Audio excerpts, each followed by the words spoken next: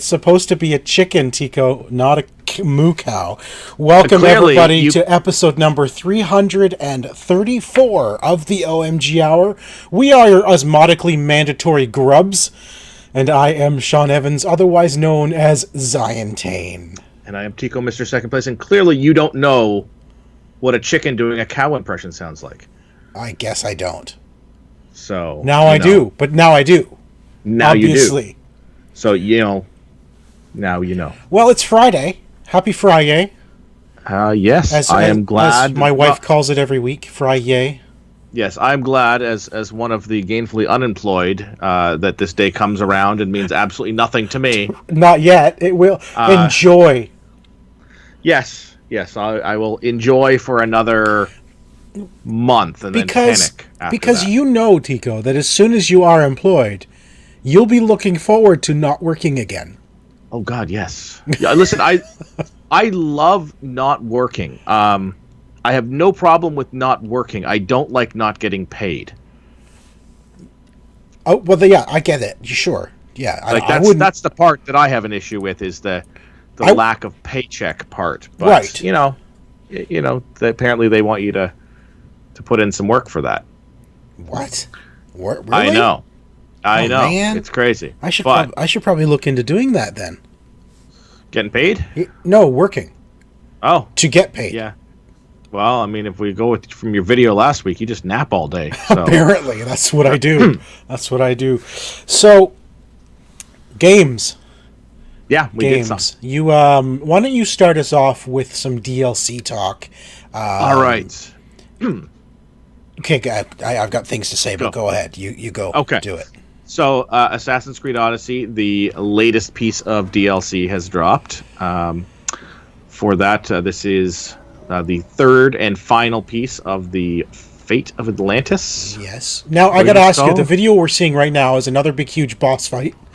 Yeah. Does the DLC start like this? Is this the beginning of the DLC? No. Okay, because the second DLC started with one of these freaking boss battles that was ridiculously hard. Difficult controller throwing boss battles. Yeah, so this has been out for a week. I have now finished it. I am now as complete in this game as you can possibly be once again. You're just waiting for one more story, I think, right? There's one more announced Tale of Greece. I think that tale number 11. Yeah. That has not been made available yet, and once I get that, it's a one achievement. I will have the full 100%. Achievements for everything. I think that'll be the last one. Honestly, now that they've added story mode, where you can create your own stories, and then they've got the history tour coming out soon. I honestly think they're done with Odyssey at this point. That's my thought. That's my thought. There might be some achievements attached to the history tour. I'm sure there will be. Absolutely. But I still enjoy it. This was a lot more fun than the last piece of DLC, the Hades DLC, which is... See, and that's what I wanted to say about it. Listen, I've read a few things about this DLC, how it's apparently beautiful. It is almost like they saved the best for last. And I'm like, well, that's great, I want to play it, but I really don't want to slog through the part 2. Because part 2 is so boring. It's not pretty. I did not enjoy it, and it really isn't pretty. And they absolutely make up for that. You are in Atlantis. It is absolutely gorgeous. It is sort of like a technological wonder. The city, everything's got sort of these like water running through areas and stuff like that, like in the walls and stuff like. It looks very pretty. It's all made up of the ancient stone that we've been seeing throughout all of the series. Yes. Right? Like when you find an ancient cavern that is from the ancients, this is what the whole city looks like. Is that right? Yeah, and this is there, like, and the whole thing is Atlantis is a technologically advanced society. So like you've got a lot of really cool things like force fields and some stuff like that. It's very pretty. It is fun. I enjoyed it. I'm glad that I am now finished it, and I'm looking forward to. Did they announce the next one? I can't remember if they Did they? I know we saw it teased. Announced the next what? Assassin's Creed. No, they haven't announced anything. There's been nothing even teased. Well, there's the I mean, Ragnarok. the theory is it's Ragnarok, it's Vikings, but nothing's been confirmed at all. I thought it was teased. I mean, somebody teased it. It's not coming this year, so. No. But so now I'm ready for a little bit of a wait for the next one. It'll get it out of my system a little bit, and then I'll be very excited. You got an hour and a half, a year and a half to wait. I wish it was. I'll fill that with some lovely Watchdog Legions in between. That's true. And another Ghost Recon game with the Punisher in it. So we got some stuff. Ghost Recon with the Punisher. That's correct.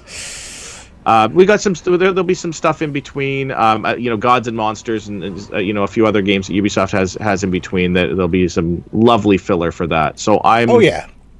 I'm looking forward to more of it. I'm glad that I've gotten all the way through. I mean, this is one of those things. Since Origins and Odyssey are this style of game, I have got every single achievement save that one that still hasn't come out, and it's just a fun thing to be able to do to 100% complete a game. Yeah. And these are the only ones, I think, starting with Origins, that were actually, in my opinion, doable, like 100%.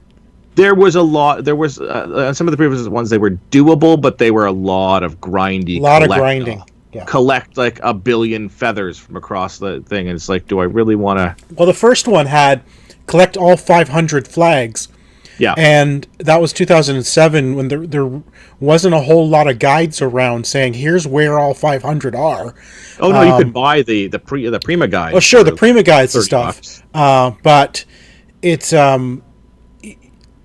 nowadays they kind of, when you are in the vicinity of a collectible, it's on the map. Yeah, it glows. It's like right here, come grab it. Come and get it. Yeah, exactly. Whereas in the first one, the 500 flags were so hidden.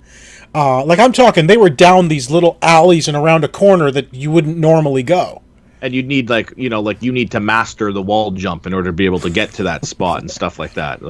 They were difficult. These ones here are obviously a lot. I mean, I did them, so they're obviously a lot easier. Doable. But I remember you did this on. Was it Rogue that you got all of the collectibles on? I can't remember, honestly. I don't remember. I know there was one of them you had mentioned that you had collected every last possible piece of collectible in one of these games. Black Flag. Black Flag. That's Black Flag, and it may have been Rogue as well. But yes, I completed Black Flag. There was nothing left to do in Black Flag.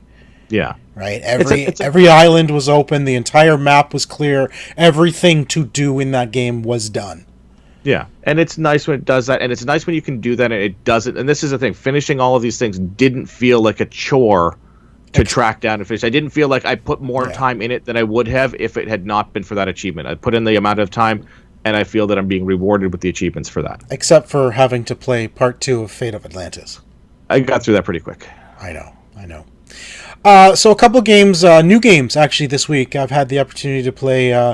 One of them you and I both got a review copy of, and the other one I was given a review copy of, called Heaven's Vault.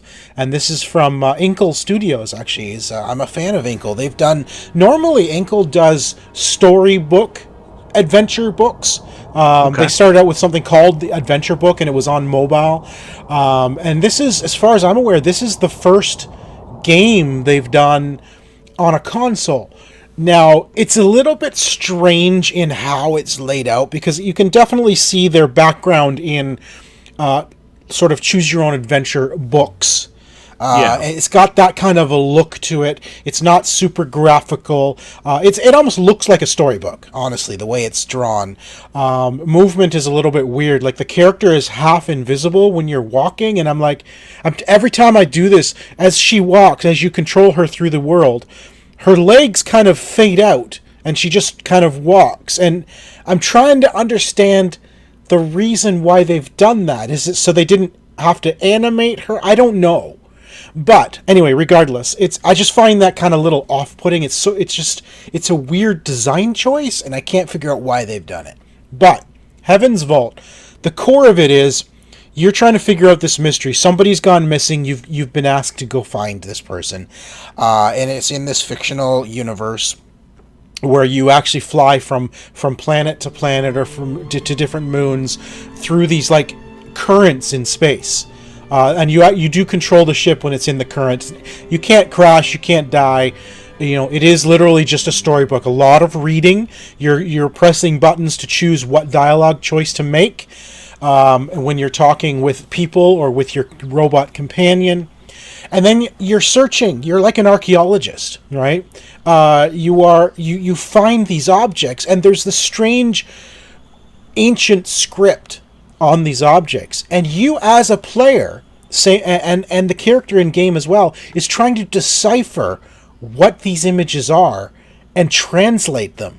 So you as a player you're at first you kind of like guess based on context what maybe it is, and then as you start to learn the vocabulary, you place words into the script and say, okay, I know what that word is, and I know what that word is. So with that together, what could that middle script be?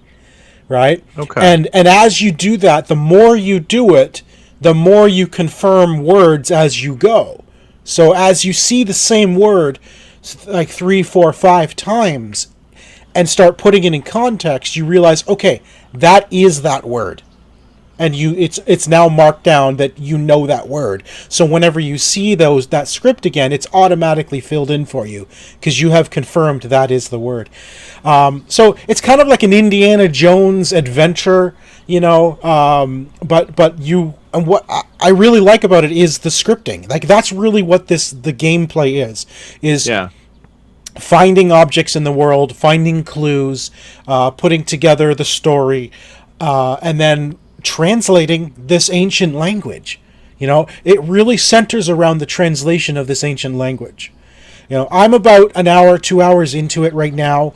I really enjoy it, but it's a little, I really am fascinated by the story, and I'm fascinated by the translating aspect of it. I find it very cool. But the visuals on it, I find, are very strange. When you stand still, you can see it happening on the video just now. When you stand still, say you're talking to your robot friend, you're bantering back and forth. Again, you always choose which thing you want to say. And then you start moving again. There's like a shadow of where you were as you start moving, and it slowly fades away. As you start moving through the world, your legs disappear. And kind of fade out. It does look a little weird that your legs just sort of go all floaty like that. Right? And then your robot doesn't have a head. No, the robot's head is like a hologram. Yeah. Yeah.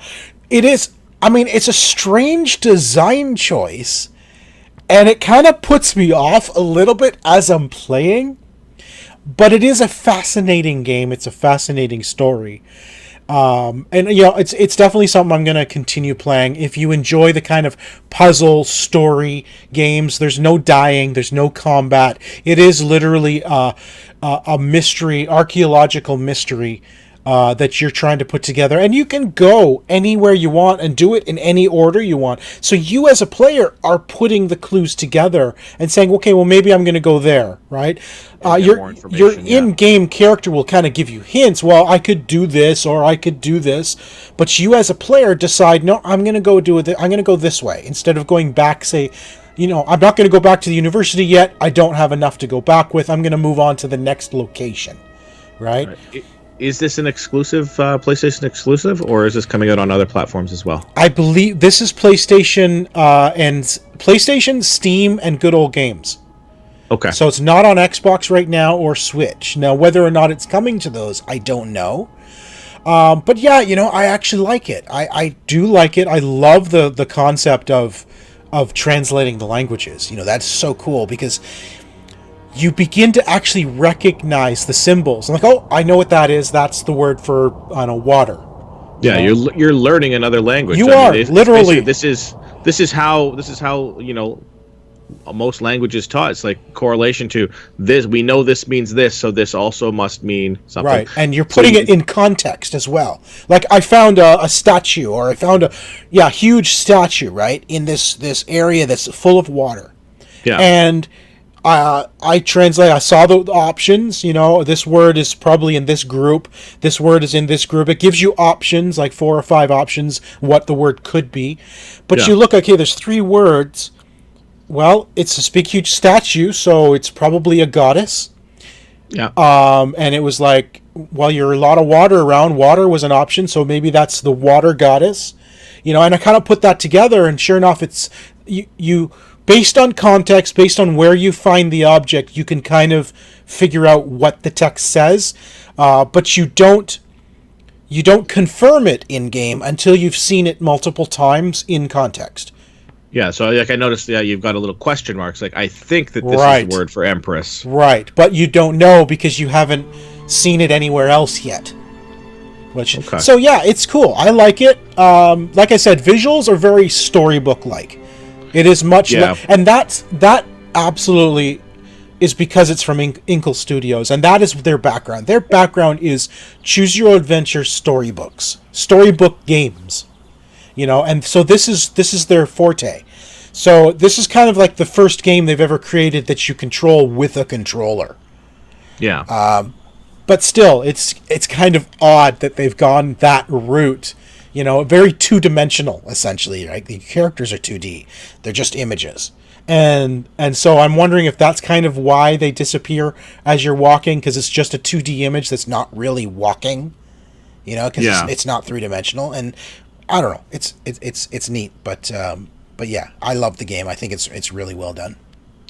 And I believe it's a budget title. I actually don't know the price of it, but I'm sure it's not a full priced game. Maybe while I'm talking about my next one, if you want to quickly look it up, Tico, and find out how much Heaven's Vault is. I'm actually doing that as we are, we're doing the talk. All right. So, in the next game that you and I have both played, a game called Etherborn.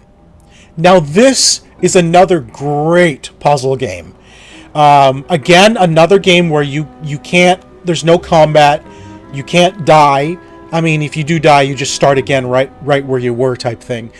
But this is a game that really bends your concept of gravity. Because this character, basically, down is relative to the position of the character. And there are platforms that curve up or curve down, and down will always be down for you, okay? If you go around a curve, you are simply changing gravity as you go around the curve. Automatically, you don't have to do anything, but the character's feet essentially always determine where gravity is pulling. So as the character goes around a curve on the side of a mountain, for example, that changes the direction of gravity. And you really have to look at these maps, which are kind of like floating islands in space. Yeah, and figure out turns as you go around. Well, your perspective changes as you go. It felt to me like playing a game in an MC Escher. Yes, painting.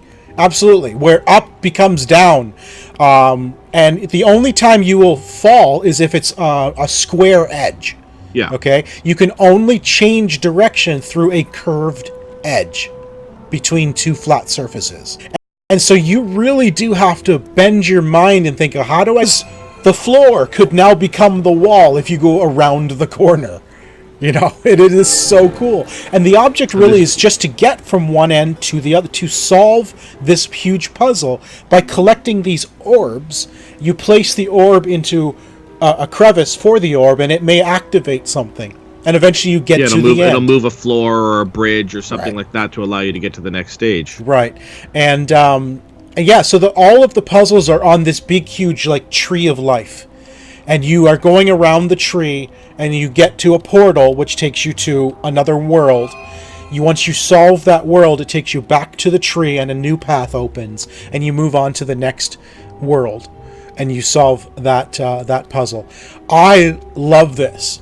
I love these kind of puzzles that really you really have to think in 3 dimensions. Like, truly, you have to think in 3 dimensions.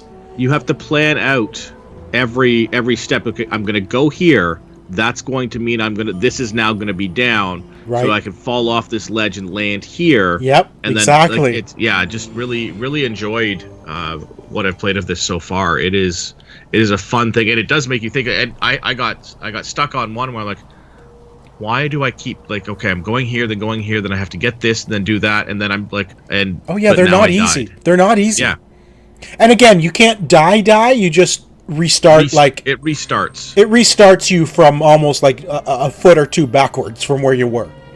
Yeah. It doesn't restart the level in any way. It just puts you back to a place where you didn't fall off the map.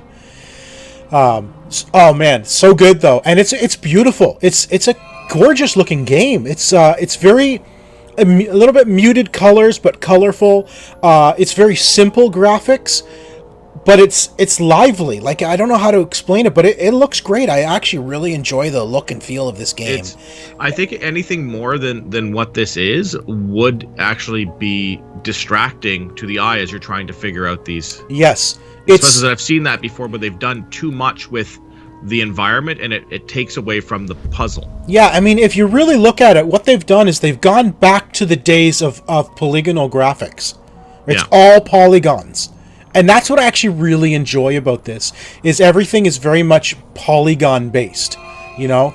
Yeah, so good though. Like, again, another great puzzle game that really stretches your mind and makes you think in full three dimensions. You know, you have to really think what is up, what is down, and change your perspective based on where you need to go and what you need to do.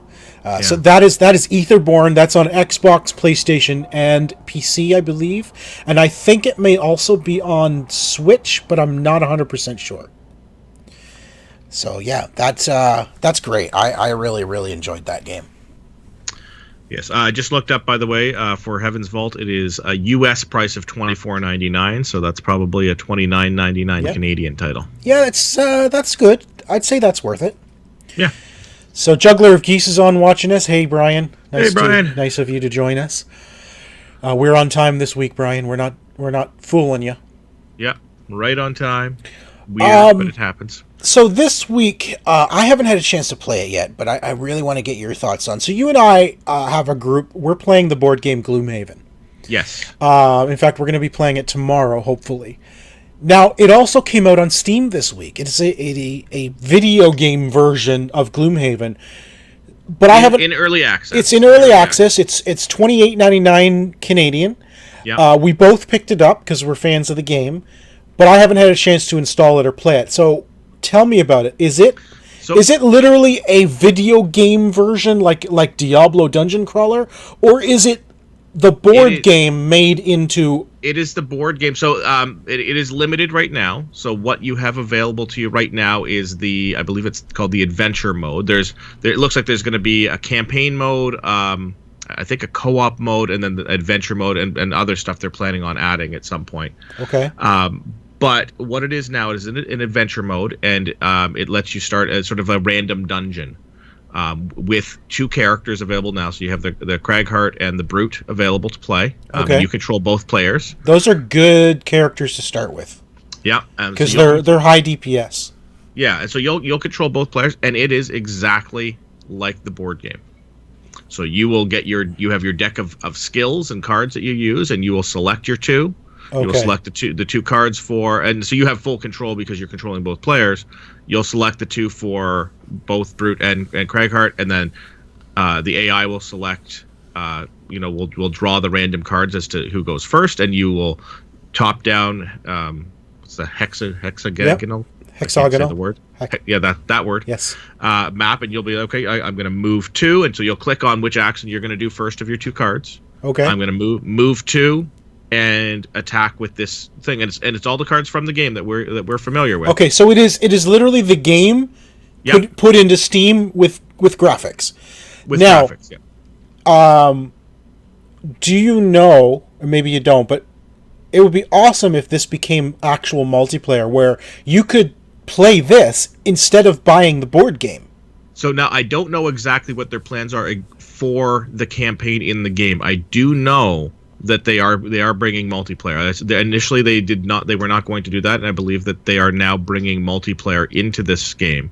I don't know if it's going to be separate, different stories, if it's just going to be randomized adventures or if it's going to be the actual content from the board gamers. I can't imagine them just doing random stuff, especially if they do multiplayer. I'd love them to actually take the campaign, put it in Steam, so instead of buying the physical box, you can just buy the Steam version.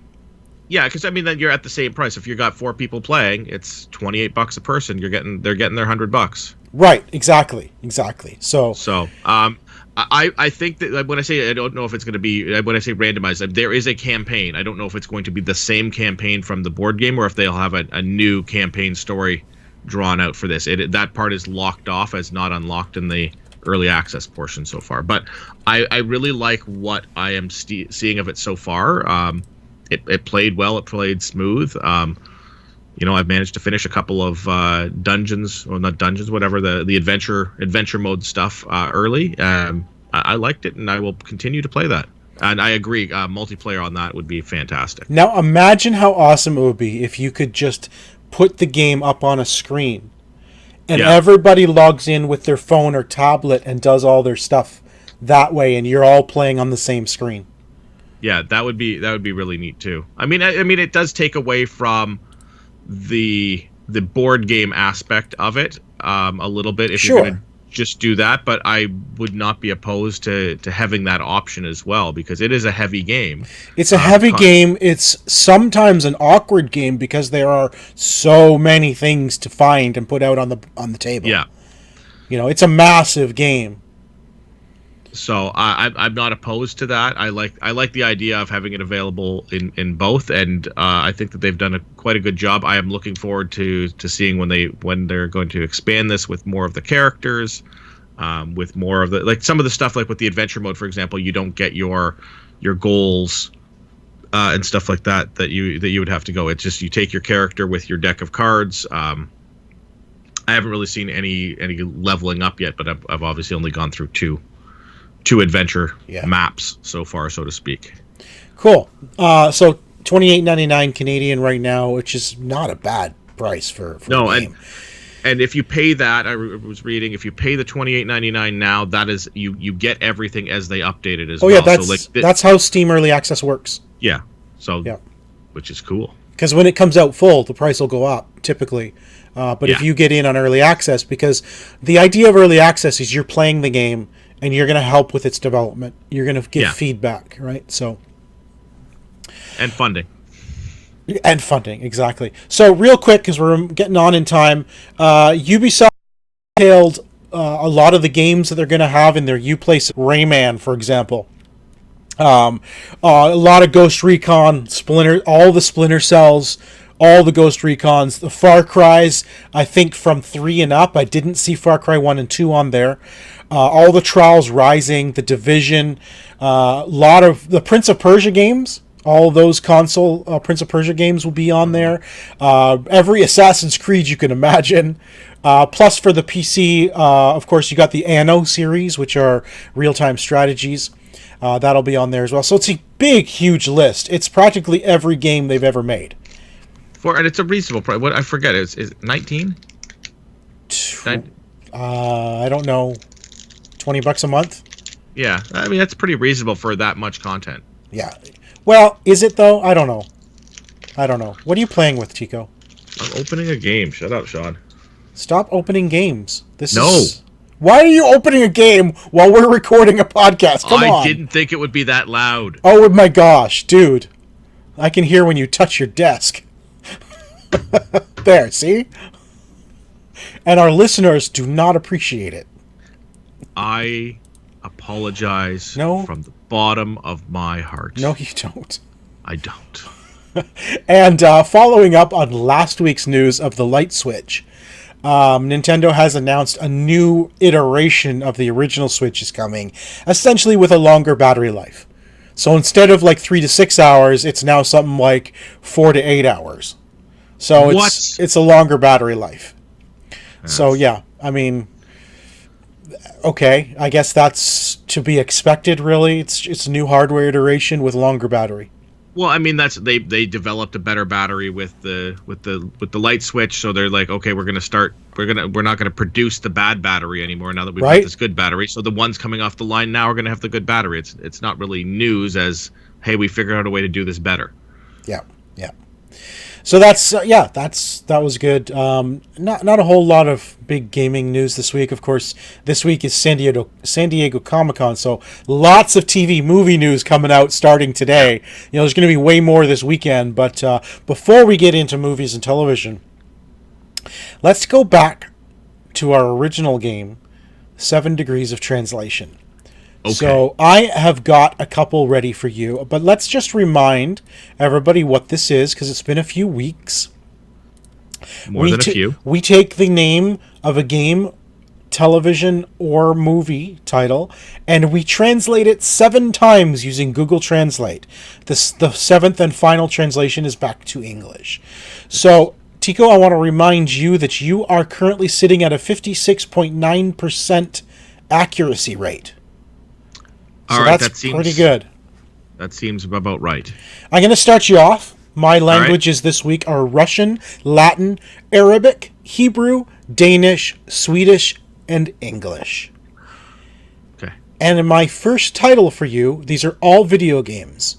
All right. It Was Detroit. Detroit Become Human? You are absolutely correct. Yes. I knew that was a bit of a giveaway, but whatever. Strange that it said It Was Detroit. Has nothing about being human in there. Yeah, sometimes like one word translates weird, and then as soon as it gets retranslated a bunch of times, then you're just there. Yeah. And I do have a theme, but I'm going to let you guess the theme. Okay. Now or later? You can guess now if you'd like. All right. I'm going to wait. Okay. All right. I don't have so much of a theme, but I did complete them well before we started the show, so I wasn't doing this as we did excellent. it. So this is my theme. My theme is not last minute. Excellent. Good. Or less last minute. Let's call it that. I like it. All right. The first one is a video game. I've played those. You have. All right. Born to Eat. My gosh, seriously? Born to Eat. And I know this game? You do know this game. Well, I know Pac-Man is born to eat. It's literally what he was born for. Can you say what generation game it is? I can say that, yes. All right. What generation game is this? Present. Oh, really? Current generation. Bloodborne?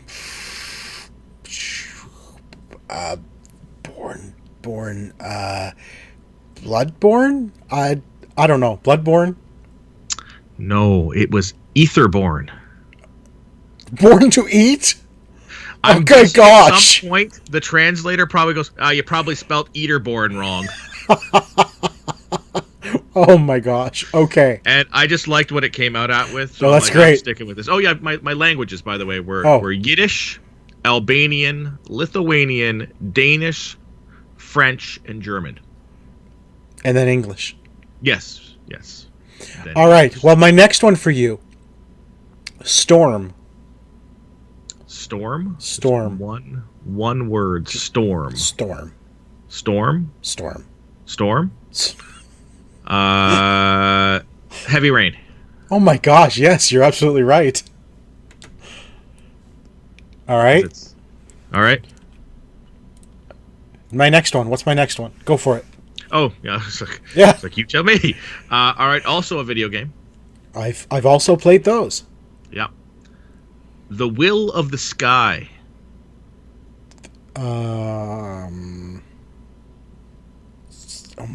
Dude, you get the greatest translations. I know. You got to pick. There's certain languages that you can get something that's going to be like completely different from the title, and those are the most fun. The Will of the Sky. Gloomhaven. Nope. What is it? Heaven's Vault. Dude, why didn't I just look at the 2 games I just played? Yeah, I mean, that would have helped you. Yeah. The Will of the Sky. But Vault. How does the Vault become the Will? That I don't know. All right. I don't know if it's valuable. You'd put it in a vault. Maybe. Like your will. You know? I'm going to give you an option here. All right. Would you like to just guess what my next one is? Is it games by the guys that made Heavy Rain and? That is correct. What is the final one that I'm going to translate for you? Okay, I'm just trying to remember what games they've made. Because is it The Last of Us? They did not do that. No, that's not theirs. I'm trying to remember what the other one is. I know it, but I don't know the name of the game off the top of my head. Okay, so you want me to give you the translation? I'll need the translation. All right. 2 Lives. I know this game. You do. And it's interesting because it actually dropped a word in the translation. Yeah. Am I allowed to look it up real quick? No. Oh, what is this called? I know I'm picturing it because they use the same sort of. Our listeners are yelling at you. Yeah, I'm sure they're all right. I'm gonna say I can't remember the name of the title. Beyond Two Souls. Oh, Beyond Two Souls. Yeah, like I know. Like picture the girl, the orange on the cover. Great game. Oh, that was a great game. I don't know. I think I've said it a few times before, but Beyond Two Souls, I actually played twice back to back. It was that good. Like literally back to back. I finished it, started again, and like it's not a long game. Yeah. But in the course of about a week or so, I played it twice back to back. It was so good.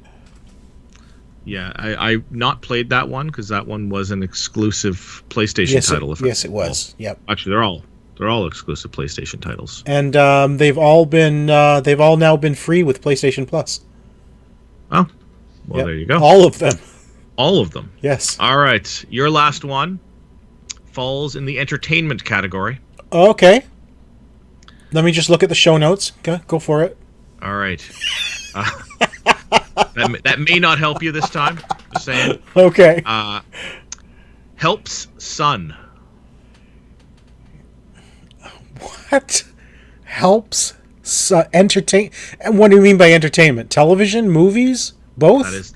Those qualify for entertainment.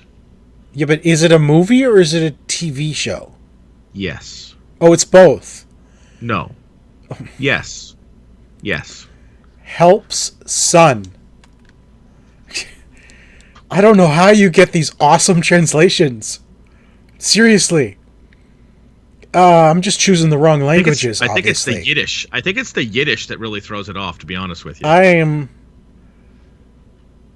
Oh my gosh. Helps. Is it?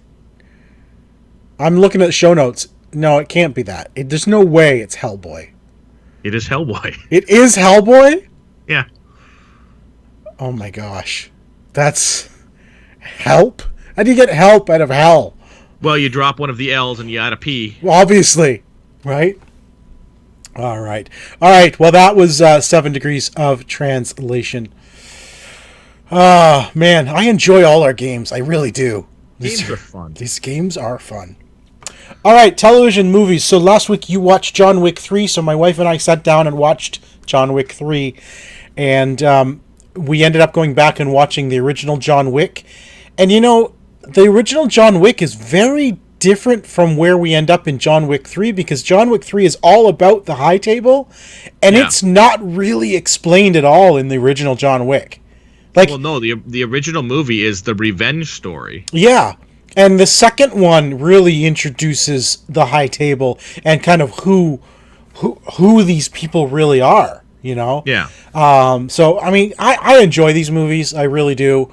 And I can definitely, as you said last week, I can see where they're setting it up for a John Wick 4. Yeah. It was well done. Like, wow, such high action scenes in the John Wick films. That knife hallway?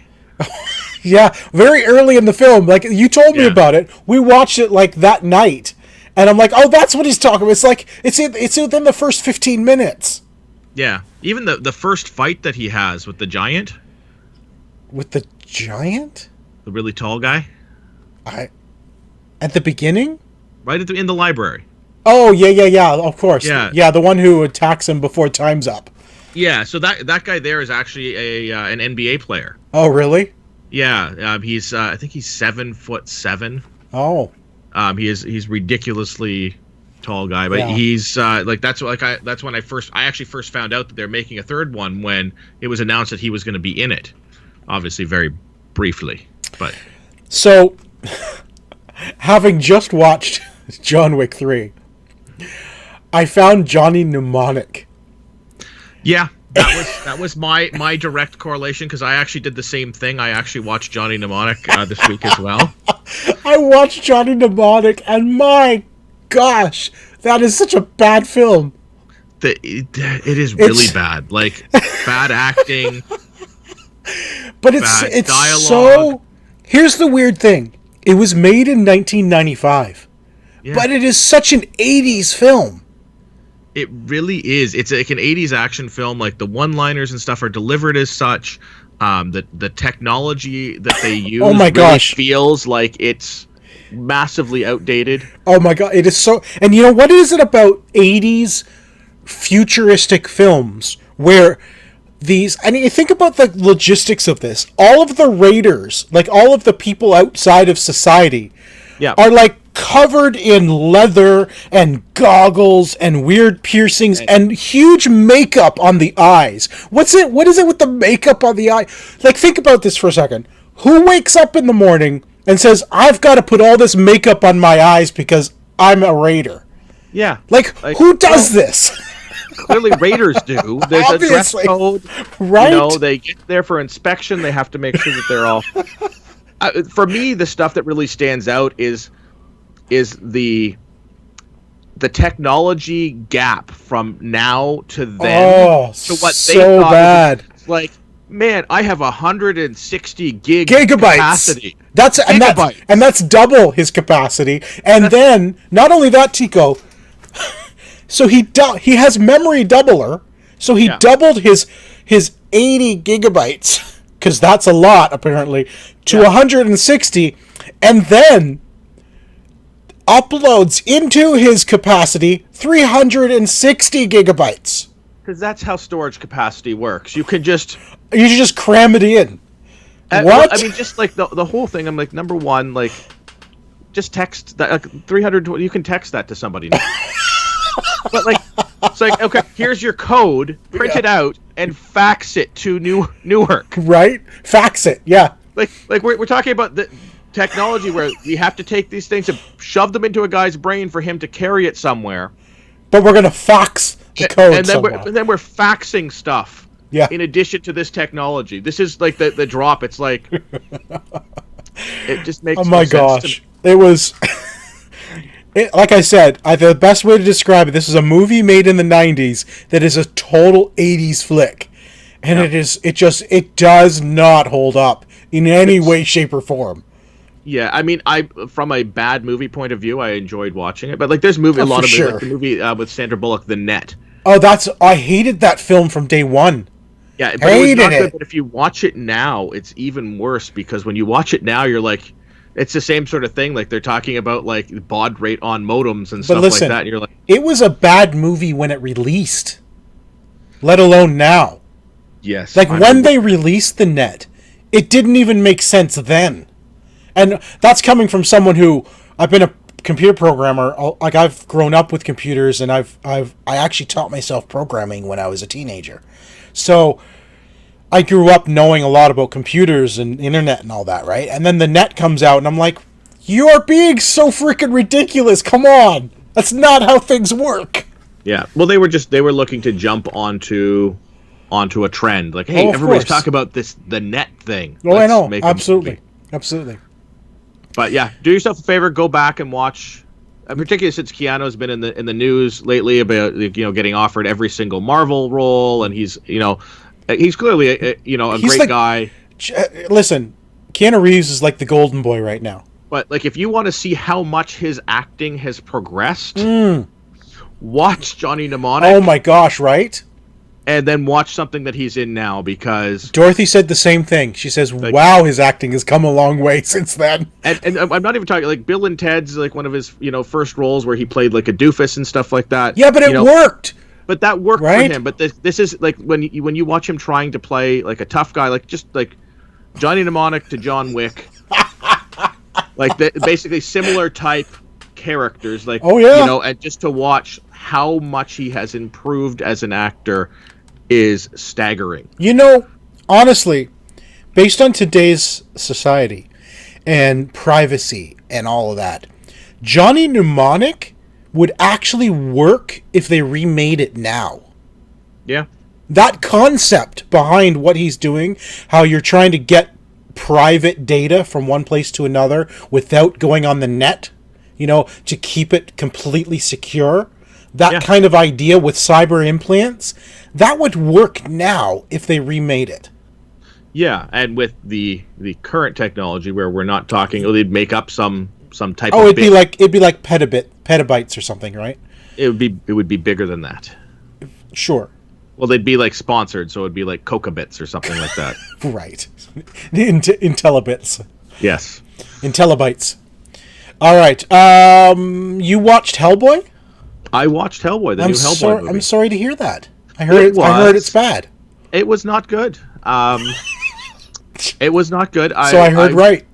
I was gonna go see this in the theater, and it just sort of happened to come out at a bad time. I didn't end up seeing it, and then I started hearing the reviews. I'm like, well, I'll wait.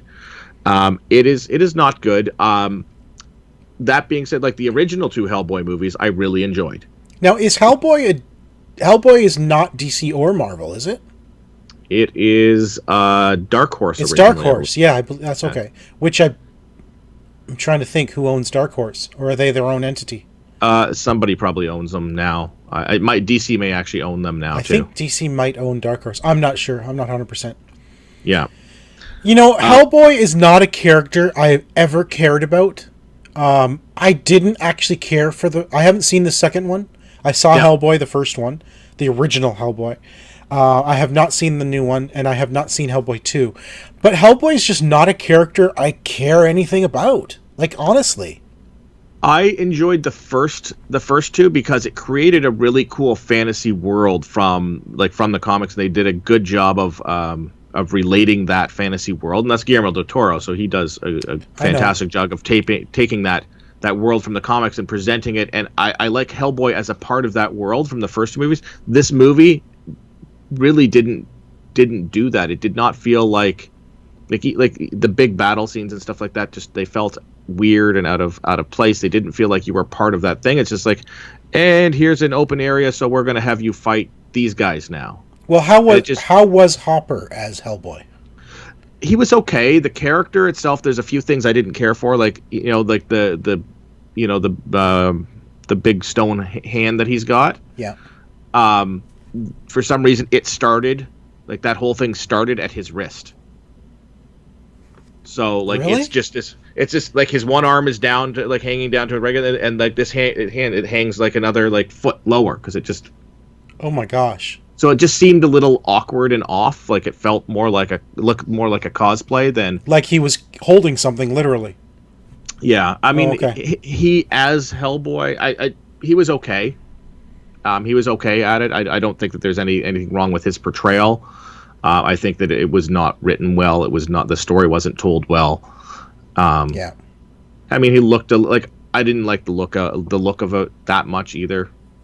Fair enough. I don't know. Like to me, Ron Perlman is Hellboy. Like Ron Perlman is Hellboy. The same as Ron Perlman is Beast from Beauty and the Beast. Yeah. To have somebody else in there, you look at it and it doesn't feel right. Yeah. It was not a good movie. It was. I think it's gonna be considered it was obviously a flop at the box office. I don't think it's gonna do well. On DVD or Blu-ray. There won't be another one. I don't think that we may see in 10 years another reboot. Yeah, maybe. But I don't think we'll see another one. While we're on the topic of superheroes, of course, San Diego Comic-Con is going on right now. Right now? And there's a lot of... Right now. Right like, now. as we speak. Okay. And it's going on all weekend. So I'm looking forward to tomorrow, Saturday, actually, because that's when all the Star Wars and Marvel stuff is going to happen. Yeah, there's a bunch of panels happening. Yeah, so that's going to be exciting. But ahead of that, some news has come out for a lot of stuff. So Taika Waititi has confirmed that he's coming back for Thor 4. So, which I find interesting because this now makes Thor the only Avenger in this MCU to have 4 films. 4 standalone movies. 4 standalone films. Assuming this will be called Thor 4 and not Thor and Valkyrie or something along those lines. Well, it was Thor Ragnarok, right? Which is the third. Yeah. But he is now the only character in the MCU that has 4 solo films. Yeah. And I saw something today that now Marvel has now confirmed an Ant-Man 3. They've also confirmed Black Panther 2, which we knew was coming. Yep. Yeah. And Agents of S.H.I.E.L.D., which is still Marvel, but Agents of S.H.I.E.L.D. has now confirmed that they're going to end with next year's Season 7, which is really odd because I swear, like 2 years ago, they said that Season 5 was going to be the last. Yeah, I remember that. I remember us having that conversation. We had that conversation. It will end at Season 5, and then all of a sudden, Season 6. And then, where did Season 6 come from? So now, for sure, it's ending at Season 7. At least that's what they're saying now. So I don't know what's going on there. I mean, listen, I'm glad it came back. Season 5 was awful, but Season 6 is actually quite well done. I really like, and Season 5 was sort of the jumping off point for Season 6. It continues with some of the stuff that happened in Season 5. So you're saying I should watch the show? Oh, I recommend watching the show, but I just thought Season 5 was terrible. But Season 6, I think, is quite interesting. I'm really enjoying it, and who knows what's happening with Season 7. Now, what they're saying is what's great about Season 7 is the fact that they're ending it. There is no guarantees now. Anyone can die. So, Who knows? You never know who's going to survive to the end of Season 7, which makes things, really, really interesting as you're watching next year's season. I will have to check that out at some point. Let's stay on the superhero thing for just one more moment. Yep. Of course, the CW, which is where the great DC stuff lives, the Arrowverse. Yep.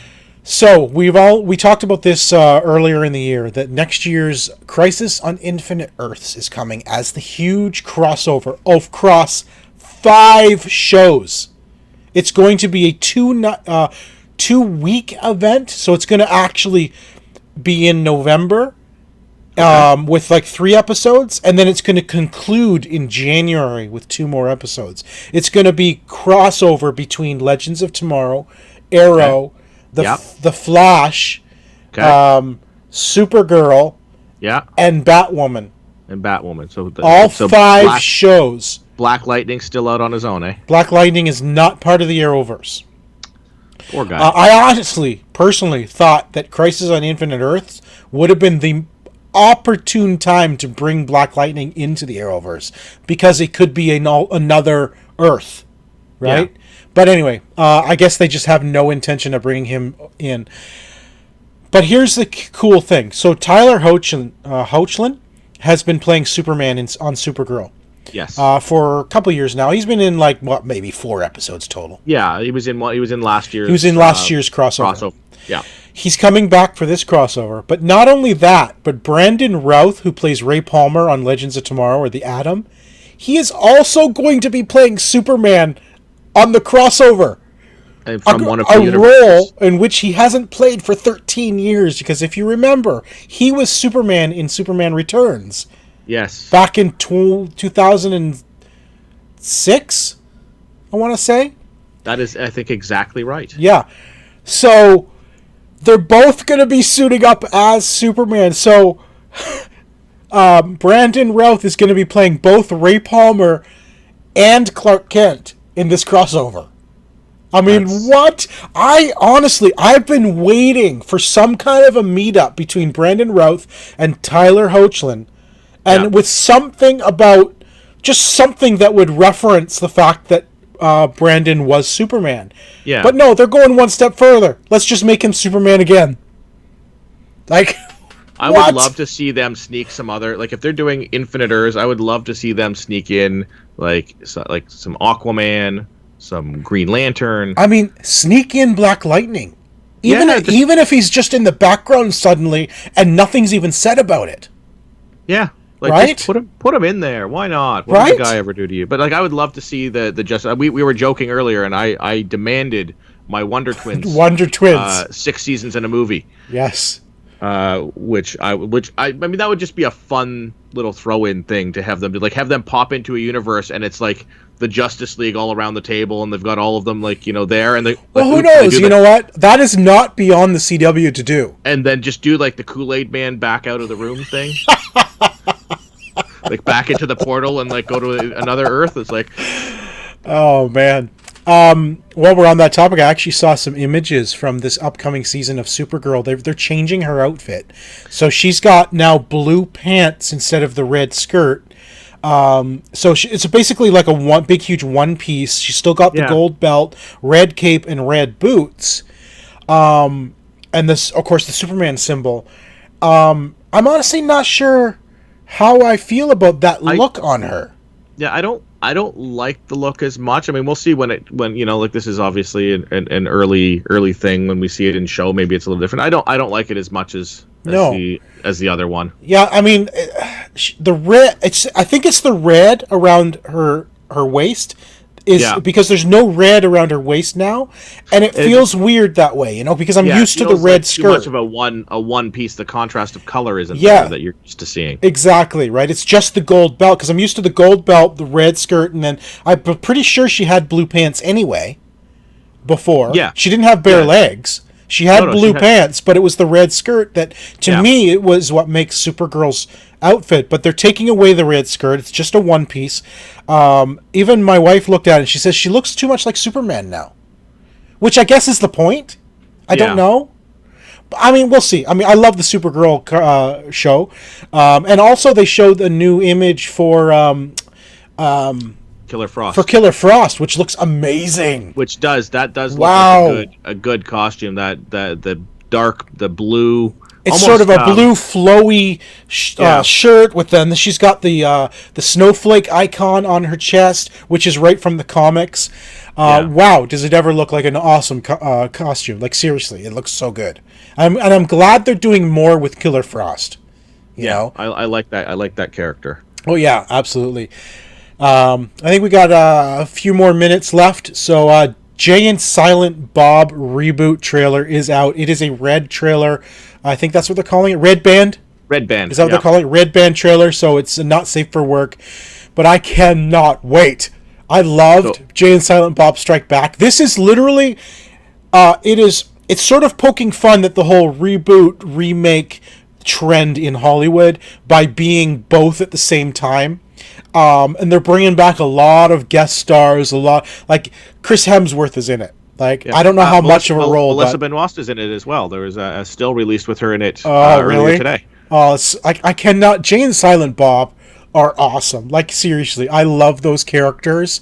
They started with Clerks. They were just two stoners outside the store, and then they became so popular. They gave Kevin Smith wrote a whole movie around them, and then this new movie is based on a reboot. So I think the first one was about them going to Hollywood to film or to be in charge of a movie about them, a superhero movie that's based on their lives. Blunt Man and Chronic, right, was the movie that was based off of characters of them, and what the movie was about was them tracking down everybody who had bashed the movie online. And now the new one is about them going to Hollywood to stop the reboot of the movie that was made about them. So it's a reboot of a movie based on their characters. So it's honestly, I think Kevin Smith is brilliant. His movies are awesome. They're always so well. He's a great writer. And I cannot wait for Jay and Silent Bob Strike Back. Another movie I cannot wait for, and I am so excited. This is like breaking news. I just learned about it about an hour ago. The Russo brothers, of course, the directors behind Infinity War and Endgame and Civil War. Yeah. They are now to produce and possibly direct a Battle of the Planets movie. Do you remember Battle of the Planets? I do not know G-Force? what this is. This is based on an anime in Japan called Gatchaman. It was brought to the US in the 70s. I grew up watching Battle of the Planets, being totally hooked on this show. My best friend and I would play Battle of the Planets. He would be Mark and I would always be Jason. Like, and we would just play Battle of the Planets all the time. We were obsessed with this show. And they are going to direct and possibly produce and possibly direct a Battle of the Planets movie. And I'm like, it's about freaking time. This is awesome. Now, it is an old show. It's, like I said, it's from the 70s. It's a cartoon from the 70s brought to America.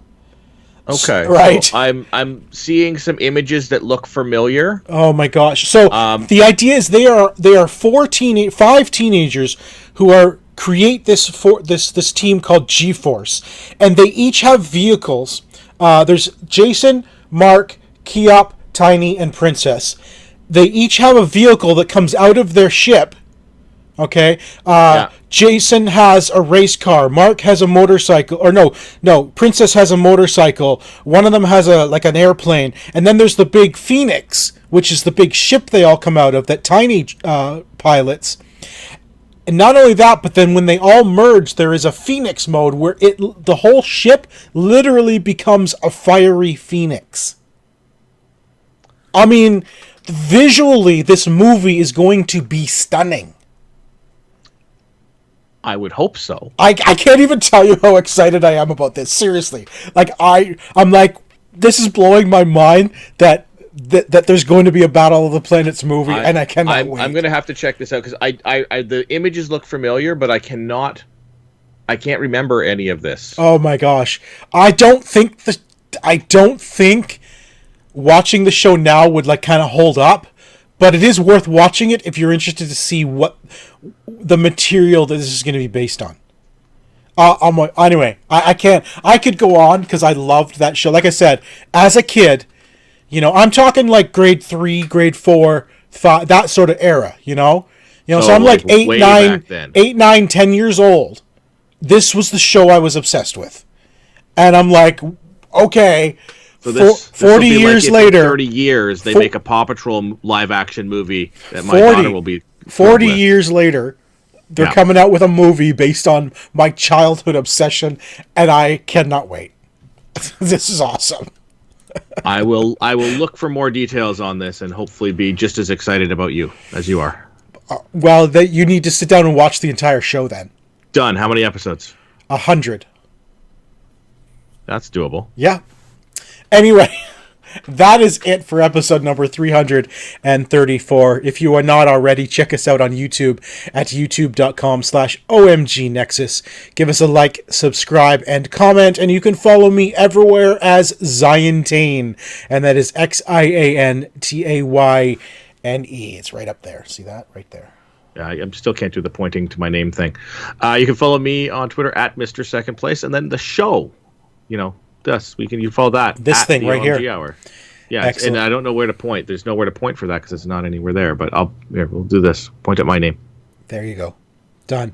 All right. Thanks everybody for listening. Thanks for watching. We'll be back again next week with probably lots of news from San Diego Comic-Con. Bye, guys.